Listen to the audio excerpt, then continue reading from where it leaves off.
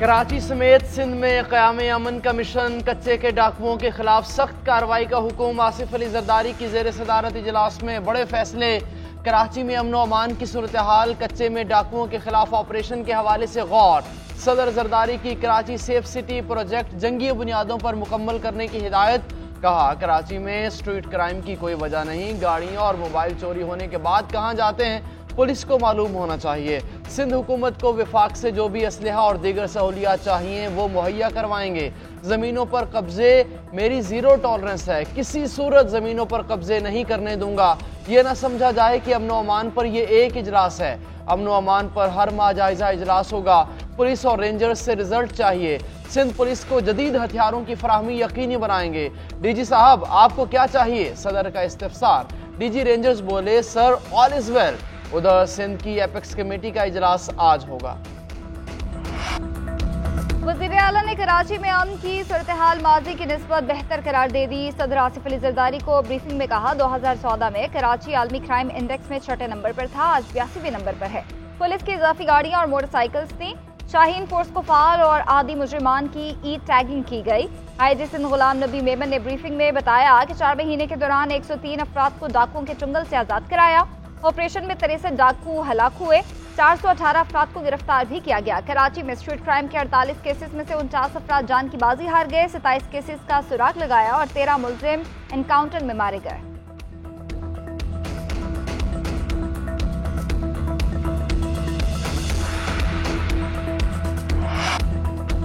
Iran से रोजाना 89 lakh litre तेल की पाकिस्तान में स्मगलिंग। बलोचिस्तान के 6 जमीनी और समंदरी रास्तों से तेल स्मगल किया जा रहा है। सिविल खुफिया इदारे की रिपोर्ट में इंकशाफ। रिपोर्ट के मुताबिक स्मगलिंग में मौजूद अरकान असम्बली और साबिक सूबाई वज़रा भी शामिल। सियासतदानों समेत 105 बड़े स्मगलर और 100 अहलकार मुलव्विस। PSO की गाड़ियां भी ईरानी तेल की स्मगलिंग में इस्तेमाल। स्मगलिंग से कौमी खजाने को कम अज कम 227 अरब रुपए का नुकसान पहुंच रहा है। ईरानी तेल का 45% सिंध और 25% पंजाब और KP जा रहा है। सैकड़ों ऑयल टैंकर लाखों लीटर ईरानी तेल लेकर सिंध में दाखिल होते हैं। पाकिस्तान के मुआशी हालात चैलेंजिंग है। खरबों रुपए डूब रहे और करप्शन की नजर हो रहे हैं। पैसों को वापस लाने के लिए दिन रात कोशिशें कर रहे हैं। फजूल खर्चियों में भी कमी लाएंगे। करप्शन और सिफारिश का कल्चर खत्म होने वाला है। ताजरों, सरमायाकारों, सनतकारों की दौलत पर मजदूर का भी हक है। वज़ीर आज़म शहबाज शरीफ का यौम मजदूर पर तकरीब से खिताब। कहा, तेल की कीमतों में कमी महंगाई का मुतबादिल नहीं, मजदूर की तनख्वाह में इजाफे की कोशिश करेंगे। हमें मजदूर की अजमत का पूरा एहसास है। मजदूर को जायज हक मिलने तक मुल्क तरक्की नहीं कर सकता। मेहनत कश के बच्चों के लिए मंसूबे लाएंगे। वक्त का तकाजा है अमीर और गरीब के फर्क को कम किया जाए। सऊदी वज़रा से मुलाकातें तसल्ली बख्श रहीं। वली-अहद शहजादा मोहम्मद बिन सलमान भी चाहते हैं कि पाकिस्तान तरक्की करे। चंद रोज में सऊदी वफ्द पाकिस्तान आने वाला है।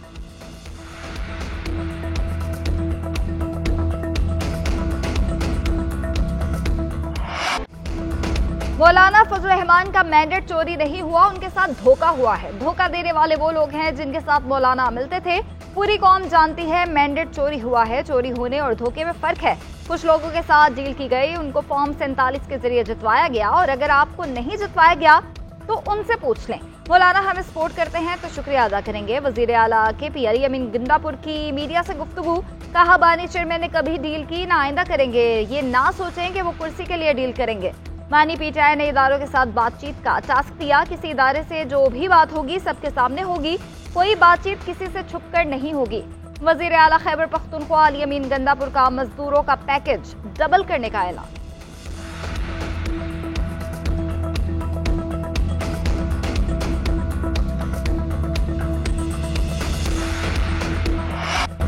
वजीर आजम शहबाज शरीफ की हुकूमत की क्या शिकायत करें? ये शहबाज शरीफ की हुकूमत कब है? अब जिनके पास असल हुकूमत है उनकी बात करना पड़ेगी। पता नहीं कैप्टन सफदर ने हमें डांटा है या ससुराल को। मौलाना फजलुर रहमान का फ़लस्तीन कॉन्फ्रेंस से खिताब। बोले, लोगों के दिमाग में इसराइल से मुताल्लिक़ गलत सवाल डाले जाते हैं। कहा जाता है इसराइल हकीकत है, तस्लीम करने में क्या कबाहत है। मोहम्मद अली जिन्ना ने कहा था इसराइल नाजायज रियासत है, इसराइल जंगी मुजरिम है, अमेरिका और यूरोप इसके साथी हैं। एक मुल्क की हुदूद ही मालूम नहीं तो कैसे उसको तस्लीम किया जा सकता है। लोगों की जहन साजी की जाती है लेकिन फ़लस्तीनियों पर जुल्म नहीं बताते। अब दुनिया को, यूएन को फ़लस्तीन की आज़ादी की बात करना पड़ेगी। पाकिस्तान और मुस्लिम दुनिया की सोच में तब्दीलियां अमेरिका की ताकत की वजह से हैं। मारी चेयरमैन पीटीआई एक और मुश्किल में, तोशाखाना केस में नई तहकीकात शुरू, नई इंक्वायरी में तलब कर लिया गया। गैर कानूनी तौर पर कीमती तहाइफ बेचने का इल्जाम आयद। 16 मई को नैब रावलपिंडी पेश होने की हिदायत। बुशरा बीबी के खिलाफ भी तहकीकात शुरू कर दी गई। नैब जराये के मुताबिक तोशाखाना केस 2 हिस्सों में बनाया गया। तहाइफ वसूल करने का केस अलग और गैर कानूनी तौर पर फरोख्त करने का अलग केस बनाया गया। उधर बानी पीटीआई और बुशरा बीबी के खिलाफ तोशाखाना की नई तहकीकात हाई कोर्ट में चैलेंज। बुशरा बीबी ने नैब इंक्वायरी में तलबी के खिलाफ दरख्वास्त दायर की।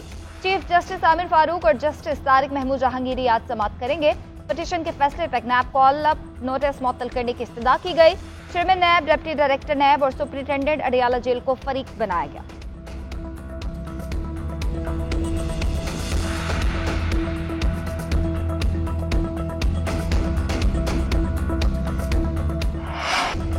गंदम की खरीदारी पर पंजाब हुकूमत और किसानों में डेडलॉक। किसानों का आज पंजाब के तमाम अजला में मुजाहरों का ऐलान।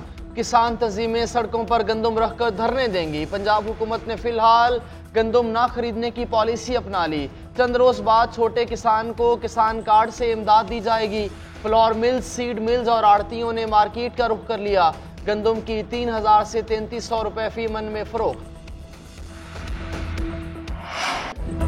अशराफिया का कारोबार मजदूर के खून पसीने से चलता है। मजदूरों को उनकी मेहनत का सिला मिलना चाहिए।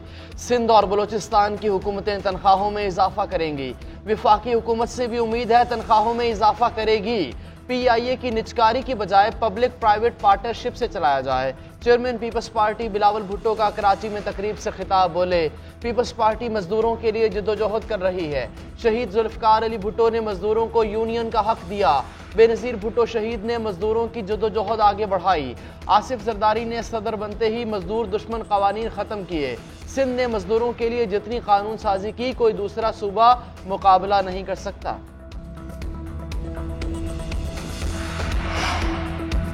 खालिद मकबूल सिद्दीकी की क़यादत में MKM के वफ़द की सदर आसिफ अली जरदारी से मुलाकात। सियासी और मौशी बहरान और अमन अमान की सूरत हाल पर तबादला ख्याल। MKM के कराची में अमन अमान की बिगड़ती हुई सूरत हाल और लोगों के जानी और माली नुकसान पर इजहार तशवीश। सदर ममलिकत से अमन के लिए असर और रसूख इस्तेमाल करने की दरख्वास्त की। सदर आसिफ अली जरदारी ने कहा कि अमन अमान की बहाली में तमाम स्टेक होल्डर्स को साथ लेकर चलेंगे। MKM रहनुमाओं की सदर को भरपूर ताउन की यकीन दहानी। कहा, हम हर सतह पर सियासी जमातों के साथ मिलकर अपना किरदार अदा करने को तैयार हैं। उधर गवर्नर सिंध कामरान जसोरी की विफाकी वज़ीर दाखिला मोहसिन नकवी से मुलाकात। सियासी मुआशी सूरत हाल अमन अमान के हवाले से तबादला ख्याल। फ्रीकैन का अमन अमान के क़याम के लिए तमाम वसाइल बरोए कार लाने के अज़्म का इजहार। जुराइम के खिलाफ बिला तफरीक इक़दामात यकीनी बनाने पर इत्तफ़ाक़।